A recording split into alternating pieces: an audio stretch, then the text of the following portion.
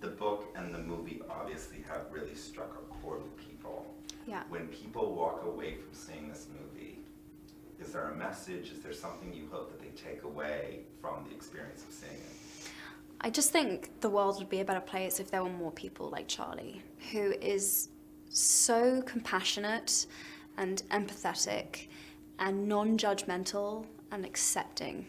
And everyone has a story. People tend to judge and interpret behavior without going to the source of that behavior. Like they say that every saint, has a past and every sinner has a future. And it's so true. You can't, I don't know, people can change and people make mistakes and people are human, and you kind of need to love them for that. And I hope that people take that away, finding a way to love their imperfections and love themselves. And really, you can't truly accept other people until you accept yourself, and you can't really accept yourself until you accept other people. It kind of all weirdly goes hand in hand. And when you show kindness and compassion for yourself, then you're able to extend it, and it's all inextricably linked. So I think it would be that. And last question here. The film just premiered at the Toronto Film Festival. Yes. That's, a very prestigious film festival. What was the experience of that like for you? What did you sort of take away from that experience? I wasn't sure if it was going to be a movie that would be for like a cult group of kids that would love this movie and they loved the book or whatever. But what I took away from the film festival was actually that, like, David Letterman said that it melted his heart. My dad loved this movie.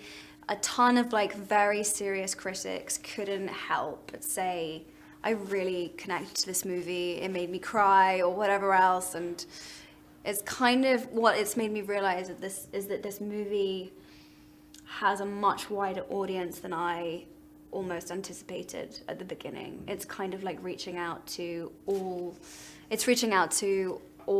ages and demographics, and there's something very transcendent about the message of this story that goes beyond the time and the place and the age of the people who are in it. I think it's still very relevant today, and the high school experience. Yeah, it's funny because, I think my generation feel that with Twitter and social networking, and they think everything's changed and everything's so different, and it's very easy to feel very alone and very misunderstood. And actually, I think what this movie shows is that it's the same issues, it's the same stuff.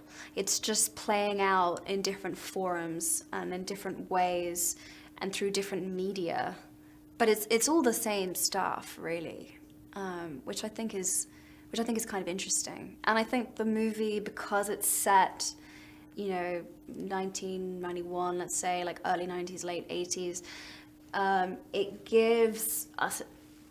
It suddenly gave me enough distance watching it that I didn't feel like someone was trying to be me, or like trying to be me and my friends, which felt kind of like awkward and not really right, but also close enough that I felt like it was really speaking to me. So I think that's kind of it's a nice throwback when there weren't iPhones and Twitter and tons of social media, and it's kind of like a nice, I don't know, back to, I want to say a slightly simpler time, but there's no such thing. But I think it's nice that it's set.